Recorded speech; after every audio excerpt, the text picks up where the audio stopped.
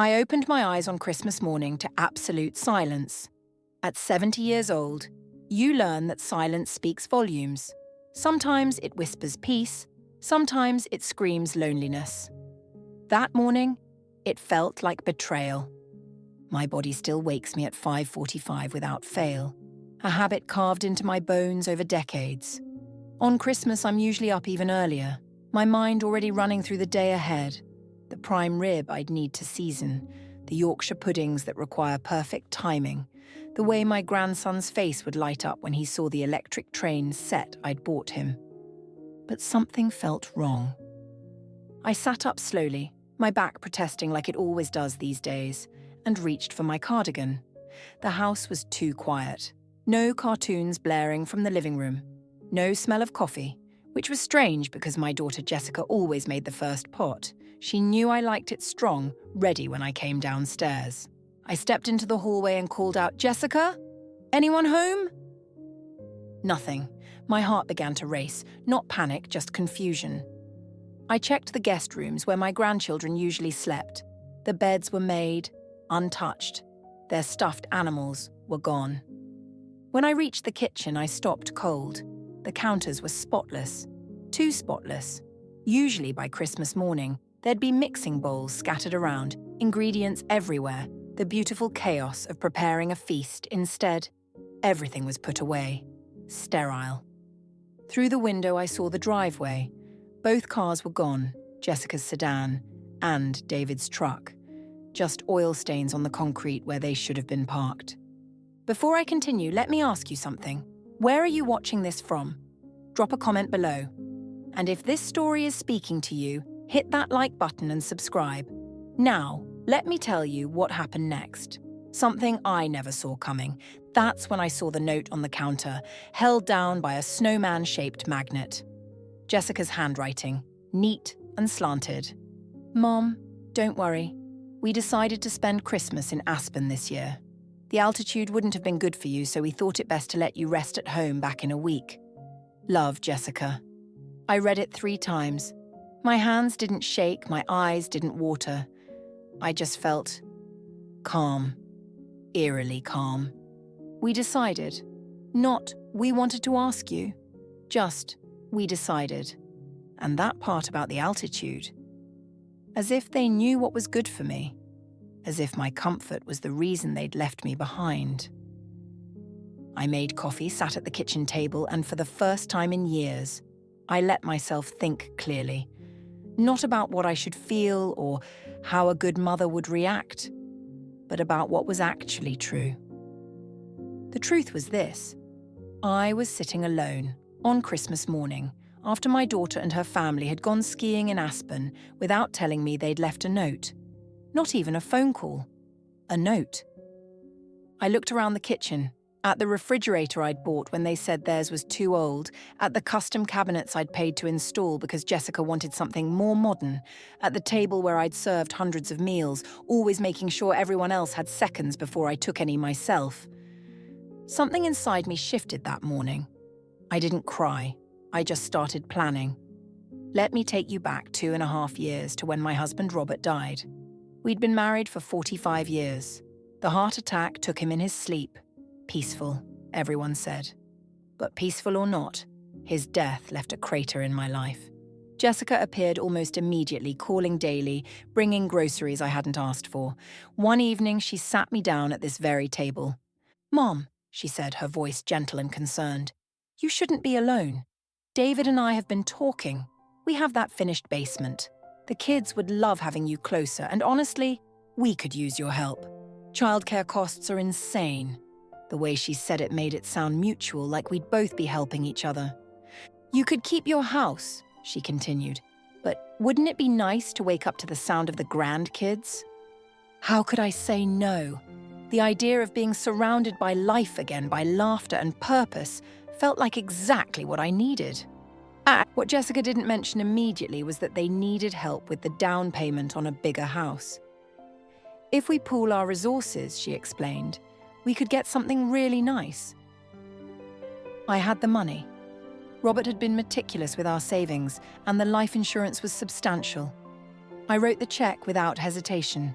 The first few months were perfect. I'd wake to my grandchildren's laughter, Jessica would ask my advice about recipes, David would sit with me in the evenings I felt useful again. I took care of the kids while they worked. When Jessica mentioned their washing machine broke, I bought a new one. When David said the electric bill was crushing them, I quietly took over utilities. They called me a blessing. So often I wore the word like armor. But somewhere along the way, things shifted. Requests became expectations. Gratitude became assumptions. "But who will watch the kids?" Jessica would say when I mentioned visiting my friend Dorothy. "We were counting on you, Mom," David would say when I suggested skipping dinner preparations because I was tired. I told myself I was being sensitive. They were busy, stressed. That's what family does. We help each other. Then came the moment 6 months ago that should have woken me up. I was lying down with a cold when I heard Jessica on the phone in the hallway. I know, she was saying. She means well, but everything has to be done her way. Honestly, sometimes it's easier to work around her." A pause. "Oh, we can't ask her to leave. David would never forgive himself. Plus, she helps with so much. The bills, the kids. We'd be lost without her money." I froze. Her money. Not her. Her money. "Between you and me," Jessica continued, "sometimes I just want my house back. It's nice having the help, but I miss having our own space." Our own space. As if I was intruding in the house I'd helped buy. I didn't confront her. I just filed it away and kept going. But I started noticing other things. The way they'd make plans without asking if I wanted to join. The way Jessica would reorganize the kitchen after I cooked. The way David would talk about his house and his mortgage, even though my name was on half the paperwork and I'd paid far more than half the bills. Now, sitting at that kitchen table on Christmas morning, staring at that note, all those memories arranged themselves into a pattern I couldn't ignore. And I hadn't been invited to live with them because they loved me. I'd been invited because I was useful. And the moment I might be inconvenient, they'd left me behind. I finished my coffee and made a decision that should have scared me but didn't. I was done pretending this was my home. I walked through the house slowly. The 75-inch television David had wanted for the Super Bowl. $2,800 I'd paid. The sectional sofa Jessica had seen in a catalogue. $4,200. Mine, the espresso machine, the smart refrigerator, the washer and dryer, the patio furniture, the lawn equipment. All of it purchased by me. I went to my bedroom and opened my nightstand drawer. Inside was a blue binder. I'd always been organised, keeping every receipt, every warranty, every proof of purchase Robert used to tease me about it. "You document everything," he'd say. I pulled out the binder and flipped through it. Page after page of receipts, each one with my name printed at the top. "It's all mine anyway," I whispered. I grabbed my phone and typed, "Moving company near me Christmas hours." One result stood out. Family-owned, excellent reviews. I called. "Prestige Moving. How can I help you?" "I need to schedule a move. Tomorrow morning, if possible." "Tomorrow's Christmas, Mom. We do work holidays, but there's an additional fee." "That's fine. I can pay whatever it costs." We arranged for an 8 a.m. arrival. I spent the rest of that morning writing down every single thing I'd ever paid for. The list covered 4 pages. That night, I slept soundly, because tomorrow everything was going to change. The moving crew, 3 young men in blue shirts, arrived exactly at 8 a.m. I'd made fresh cinnamon rolls and coffee. "Good morning," I said warmly. "Please come in. You'll need your energy today." The crew chief, Marcus, seemed surprised by the hospitality. "This is very kind, Ma'am." "I have a list of items to be moved," I said, handing him my documentation. "Everything belongs to me. I have receipts for each piece." His eyebrows rose as he scanned the list. "This is quite comprehensive." "I believe in being thorough." He looked at me for a long moment, understanding dawning. "If you say it's yours, that's good enough for us." They worked efficiently. The television came down first, wrapped carefully in blankets, then the sectional, which took all 3 of them to maneuver through the doorway, the coffee table, the end tables, the lamps. By 9:30, the living room was empty. I had them take the refrigerator next, leaving all the food on the counter. The espresso machine, the stand mixer, the high-end blender Jessica used every morning. By noon, the truck was packed. The house stood empty around us, echoing with each footstep. I walked through one final time, not saying goodbye, just witnessing. In the kitchen, I placed one final item on the counter, my house keys, tied together with a bright red ribbon. Next to them, I left Jessica's note, exactly where I'd found it. And beside that, I placed the utility bills that had arrived that morning, all transferred to David's name now, since I'd called each company earlier that week. They'd figure it out eventually. "Ready, Mom?" Marcus asked. I picked up my purse and my blue binder. "I am." I didn't look back. The Riverside Senior Living community sat on a quiet street lined with oak trees. The building manager, Patricia, met me in the lobby with my keys ready. "Welcome home, Mrs. Patterson," she said warmly. My apartment was on the 3rd floor, smaller than what I'd left, but it was mine, completely, entirely mine. Sunlight poured through the windows. The hardwood floors gleamed. It smelled like fresh paint and possibility. The movers placed everything perfectly. By mid-afternoon, my apartment was full of my furniture, my choices, my life. After they left, I stood in the center of my living room and just breathed. I started unpacking slowly. I hung Robert's photograph on the wall where I could see it from the sofa, the picture from our 40th anniversary, where he was laughing at something, his eyes bright with joy. "Well, Robert," I said softly, "we're starting fresh. What do you think?" Around 4 p.m, someone knocked. I opened the door to find an older woman with short silver hair and warm brown eyes. She held a casserole dish. "Hello," she said cheerfully. "I'm Ellen from 3F. Patricia mentioned you were moving in today. I thought you might appreciate dinner." My throat tightened unexpectedly. That's so thoughtful. "May I come in?" We sat at my small kitchen table, and Ellen told me about the building, the Tuesday book club, the community garden, movie nights. "It's a good group here," she said. "We look out for each other." That evening, I heated Ellen's casserole, chicken and rice, perfectly seasoned. I ate it on my new sofa watching the sunset through my window. My phone, which I'd left on the kitchen counter, began buzzing. Once, twice, 3 times. Then it stopped. Then it started again. I smiled to myself, serene and unbothered, and turned my attention back to the sunset. Whatever it was, could wait. 5 days. That's how long my peace lasted. I'd spent those days settling in, learning the rhythms of my new life.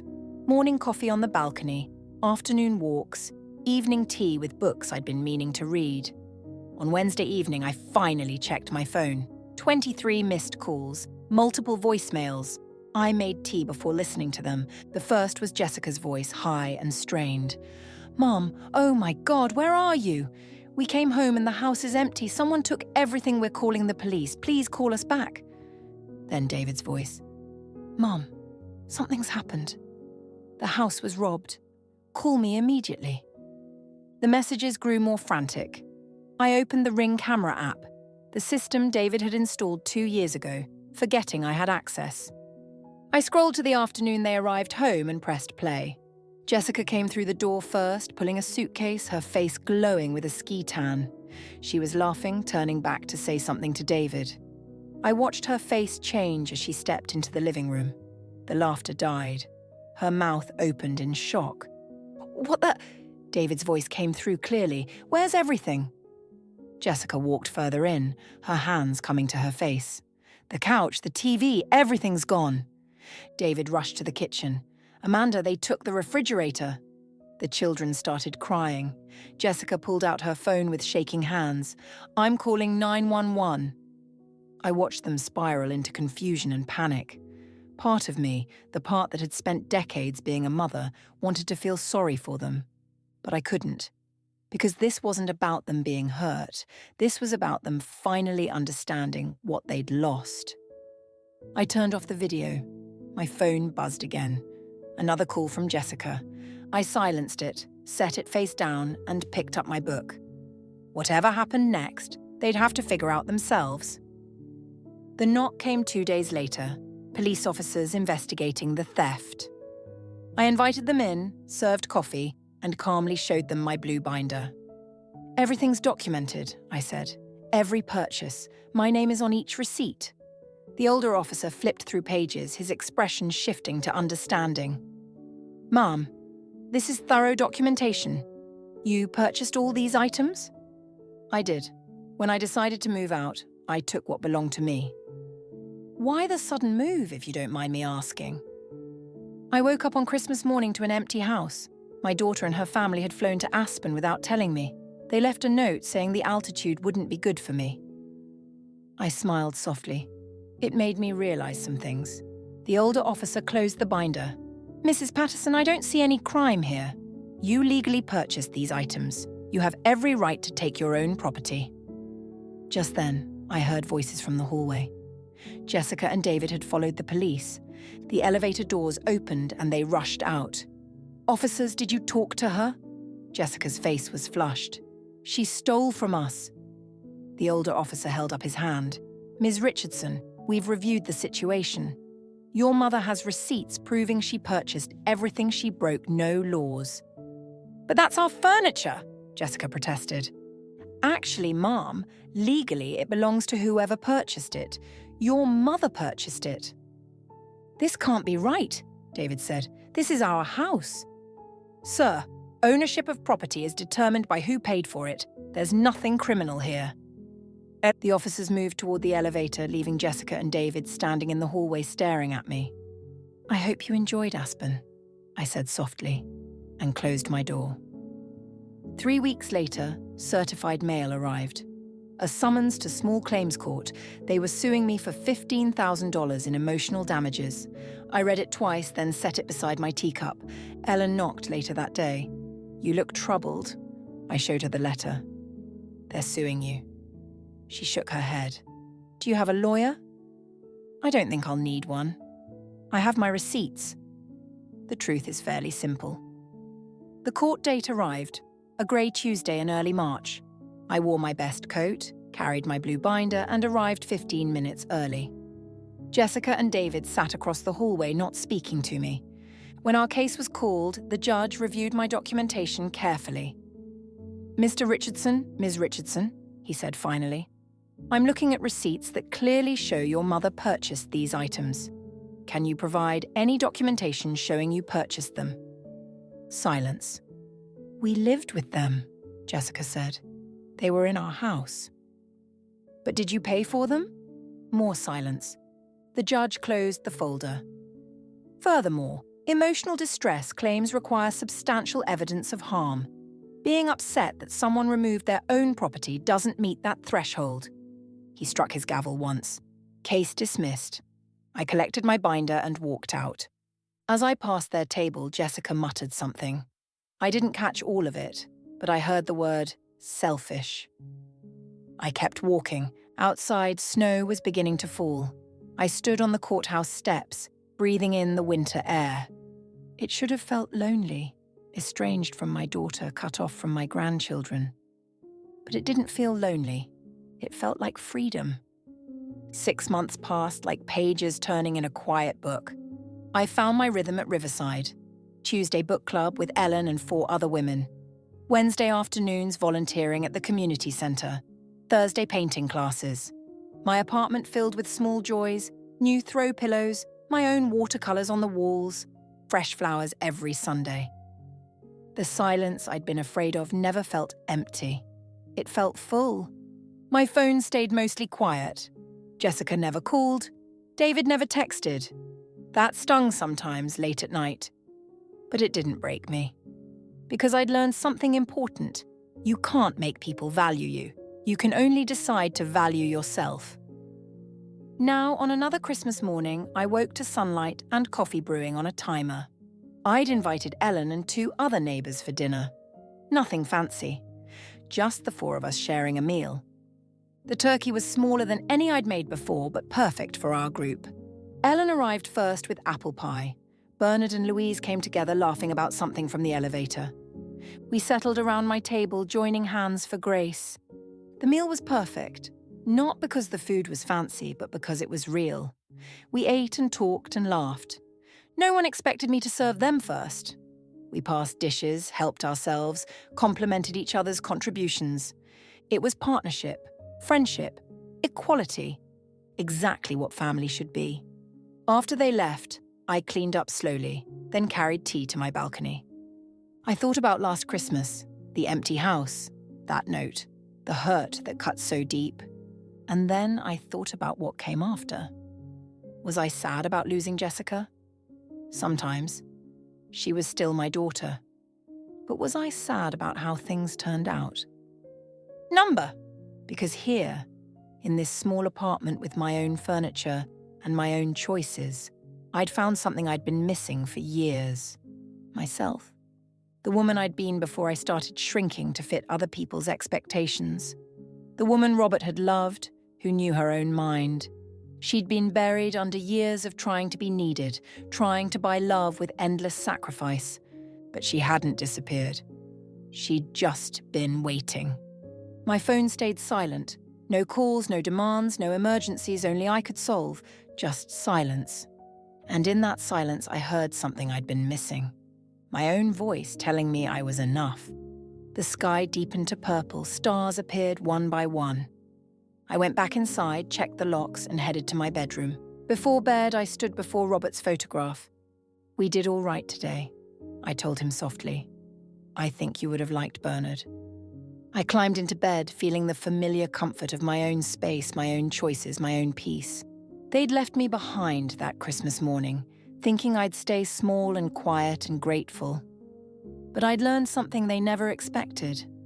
Sometimes the bravest thing you can do is walk away from people who don't see your worth and build a life where you finally see it yourself. I closed my eyes, surrounded by peace I'd earned. This was my life now, and it was beautiful.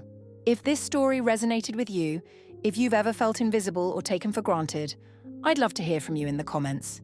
Hit that like button and subscribe. These stories matter because they remind us we're not alone. Thank you for being part of this community. Until next time.